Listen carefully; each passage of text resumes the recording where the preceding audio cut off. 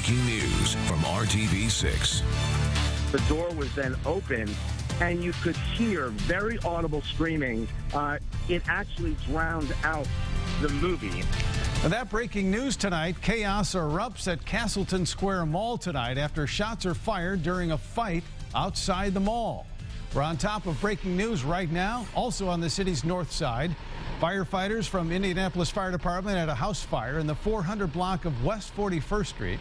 This is a live look just 1 block west of Crown Hill Cemetery.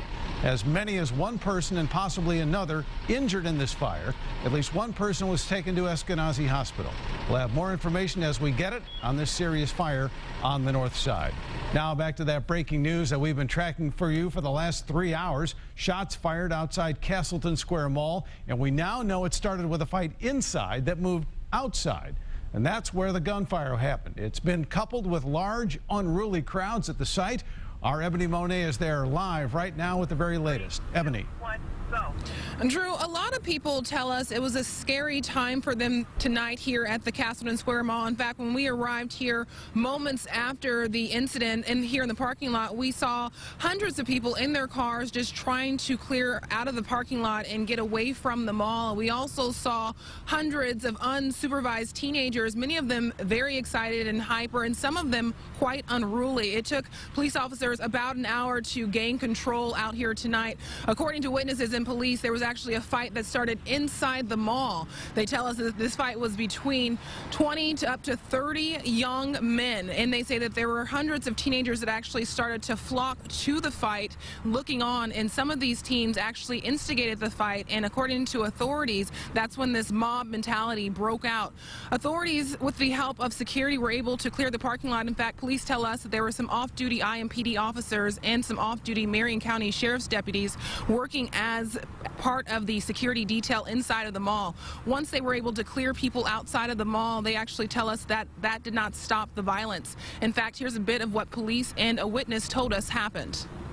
We were just inside the mall shopping, and then they started fighting by Dick's, and they started fighting in the middle section, and then the shots were fired, so everybody got kicked out the mall, and the shots were fired by the movie theater. It's embarrassing, and it's disappointing. Because there are places for children and teenagers to burn off energy, and I think that this was calculated by some or group of people, and it's unacceptable. It's an embarrassment for their parents, and it's embarrassment for them, and that's what's troubling for me, and I think that's what's troubling for a lot of these officers here. It's just completely unacceptable. Came into the parking lot, that more fights started to flare up in the parking lot, and that's when they got reports of shots fired. They're actually trying to get to the bottom of that, but at this time they say they have not had anyone report being shot, and they have not had any reports of serious injuries. Police have also not made any arrest. Reporting live outside of the Castleton Square Mall, Ebony Monet, RTV6. All right, Ebony, thanks for that live report. And joining me in studio right now is Tony Katz, the morning show host from our news gathering partners at WIBC Radio. Tony, you were actually at the mall tonight when this thing all happened. Tell me where you were at the time and what actually you saw and heard. You know, you go to see a movie. That's all you want to do. You want to see a movie. So Hunger Games was Mockingjay. So it was the 6:20 showing. So the movie was getting ready to wrap up. And for the record, never heard a gunshot, never heard anything like that, but someone had exited the theater. They simply walked out for whatever reason, and then... In your theater? In our theater, okay. And then walked back in and said, I don't know what's going on, but there's a lot of screaming and people are running this way. And when they open the door, now you got to understand it's Mockingjay. It's this big action-packed kind of movie. The screaming outside in the lobby of the theater overwhelmed the sound in the theater itself. And that's when people said, okay, and they got up and they started walking out. It was a self-evacuation, if you will. And so you got out as well, right? Absolutely. I mean, right. Myself, the person I was with, we got out very quickly, kept our eye on the door while we were heading towards the emergency exit. We get outside, and that's when people really didn't know what to do. I got to admit, the people in our theater were good people. The evacuation was very, very quick. There was no one there from AMC, but it was very quick. So outside, though, it was a different story. So this was a self-imposed evacuation. This was not done by the mall, by police, by the movie theater. Now, there are some people who say that there was an automated thing that went off, a PA announcement, if you will, that went off that said, hey, this is what you do. Now, I don't know what time that went off, and I think there's going to be some big questions about their procedures in that.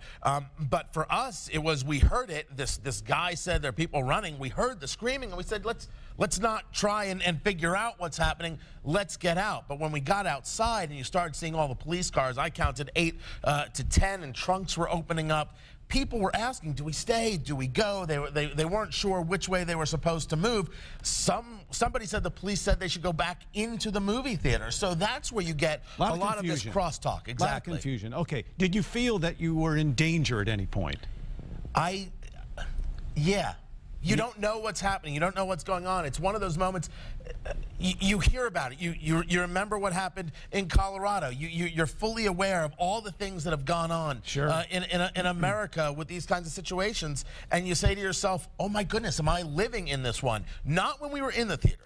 When you were outside the theater. It seems that everybody had a really good handle on how you get out. It was what happened next. They were just waiting for the police to tell them something. Me, I wasn't waiting. I moved to my car, and some people were running to their cars. And so you never felt, I mean, you did feel that you were in danger, but were people panicking at this time?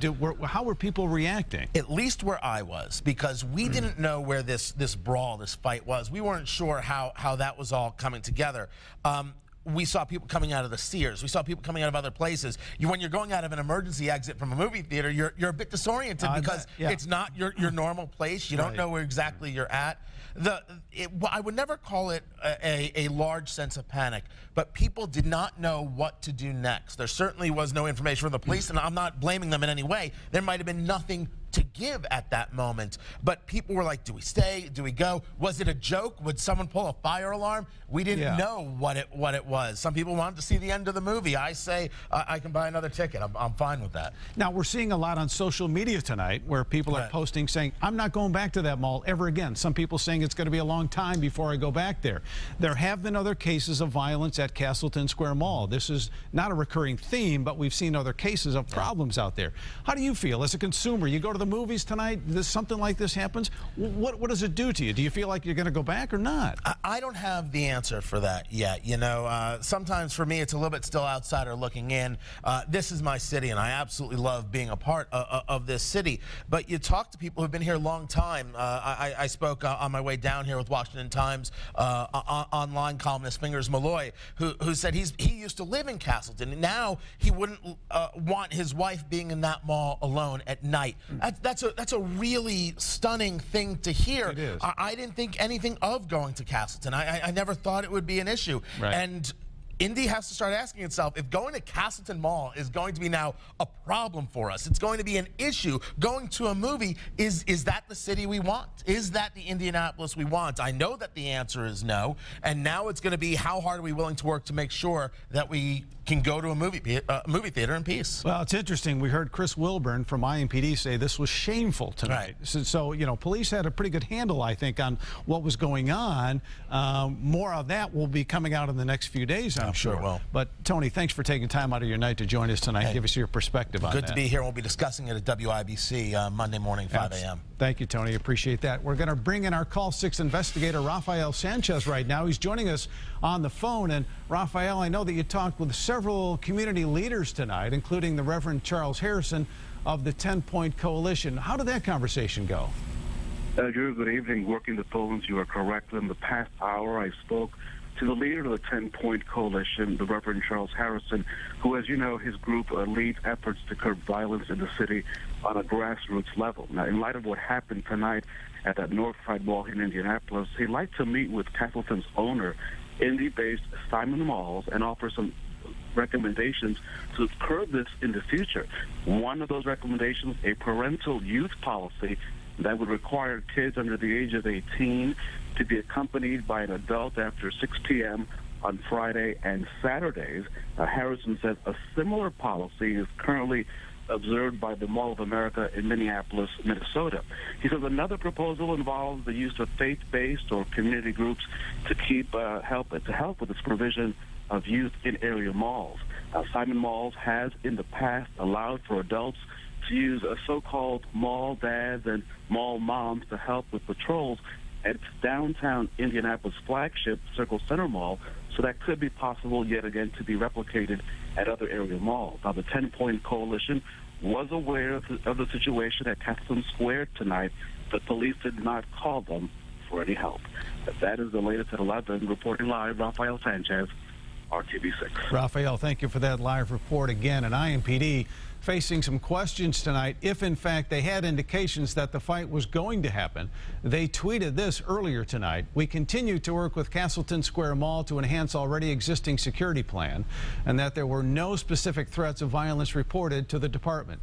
Castleton Square Mall is no stranger to violence. Now, back in October, police got called in to break up a fight with several teens. And then back in March of 2013, police say a big group of teens were thrown out of the mall. And that's when officers say the teens went across the street to a McDonald's where dozens of people began to fight. Several teens got arrested, one with a gun. This comes just one day after a massive brawl at a movie theater in the Cleveland, Ohio area. Police say up to 300 teens began fighting in the theater's lobby and spilled into the parking lot. From there, officers say those fights popped up throughout the area. It took police officers from 10 departments to get things under control there.